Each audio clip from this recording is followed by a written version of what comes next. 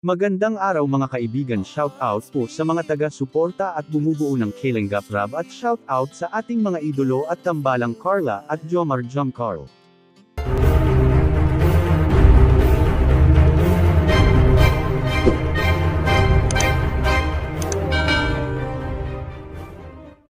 Sa video po na ito ay pag-usapan po natin ang ibibigay na kondo ng isang avid fans nila Jomar at Carla. Matatandaan po natin na kamakailan nga ay nang live si Kalingap Rab at may isang avid fans ng Carl ang nagkomento na bibigyan niya nga ng isang condo unit sa Las Piñas sila Jomar at Carla.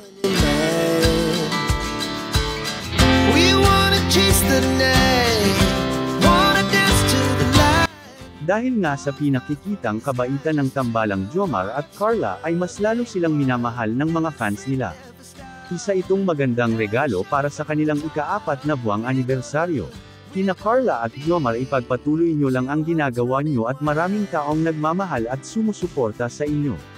Ano pong masasabi nyo sa video po natin ngayon? Please comment below at pag-usapan po natin yan sa susunod na video. Maraming salamat po.